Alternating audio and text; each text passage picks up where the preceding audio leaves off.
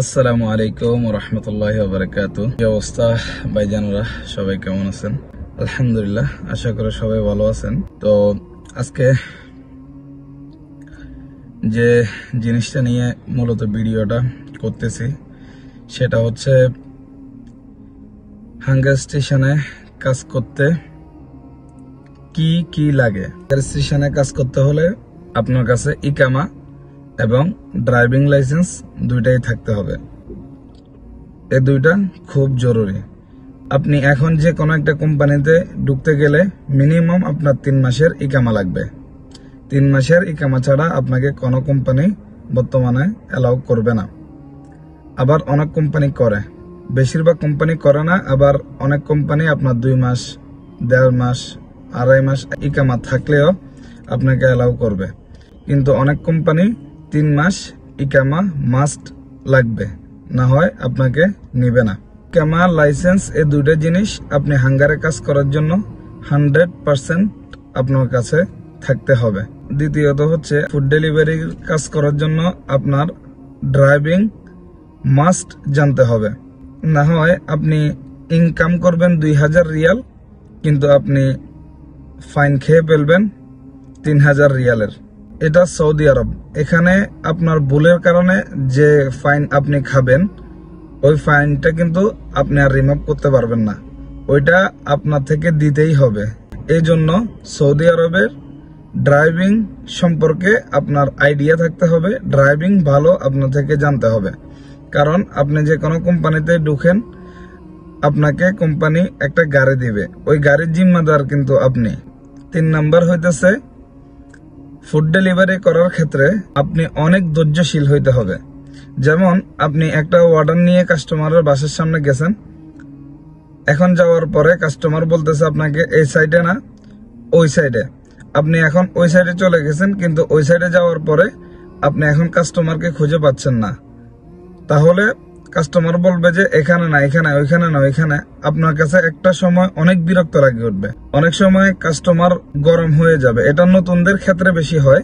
Customer যখন বিরক্ত হয়ে যায়, কাস্টমার অনেক অনেক কিছু বলে ফেলে। তো এগুলা আসলে সহ্য করার মতো আপনার কাছে ধৈর্য থাকতে হবে, ঠিক আছে? আপনি যদি এতটুক ধৈর্য যদি না থাকে আপনি যদি কাস্টমারের সাথে কাস্টমার আপনার সাথে চিল্লাচিল্লি করতেছে, আপনি যদি কাস্টমারের সাথে চিল্লাচিল্লি শুরু করেন, তাহলে সেই ক্ষেত্রে হাঙ্গার স্টেশনে যদি আপনার নামে কমপ্লেন করে, তাহলে আপনার উপরে ফাইন উঠে যাবে। আপনার থেকেও বেশি প্রায়োরিটি দিবে কাস্টমারদেরকে। তো সেই ক্ষেত্রে সাবধান, আপনার থেকে অনেক ধৈর্যশীল হইতে হবে। ফুড ডেলিভারির ক্ষেত্রে যারা নতুন, তাদের ক্ষেত্রে এই জিনিসটা একটু বেশি হয়। 4 নাম্বার যেটা, সেটা হচ্ছে টুকটাক আপনার থেকে পড়ালেখা থাকলে সবচাইতে বেটার হবে। নতুন অবস্থায় আপনি আরবি একদমই পারেন না, সেই ক্ষেত্রে কাস্টমারের হোয়াটসঅ্যাপ নাম্বারটা আপনি সেভ করে অন্ততপক্ষে ইংলিশে আপনি যদি তাদের সাথে চ্যাট করেন, যেহেতু আপনি আরবি পারেন না, ইংলিশে চ্যাট করেন, তাহলে কাস্টমার আপনাকে রিপ্লাই দিবে।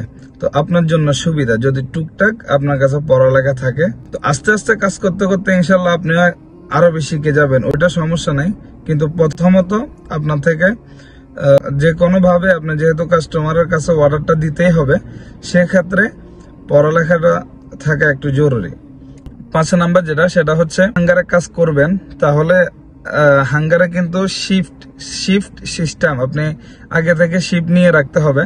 ধরেন আপনি 12 ঘন্টা শিফট নিলেন, আপনি টাইম টু টাইম যদি বের হন কাজে, আপনি কাজে 100% বরকত পাবেন, 100% বরকত পাবেন। কারণ অনেকের মুখে শুনি যে ভাই কাজ নাই, এ নাই, ওই নাই। আসলে টাইম টু টাইম যদি কাজে বের হন, একটা অর্ডার যদি ইগনোর না করেন, প্রত্যেকটা অর্ডার যদি আপনি রিসিভ করেন, তাহলে অবশ্যই আপনি কাজে বরকত পাবেন, এটা 100% শিওর।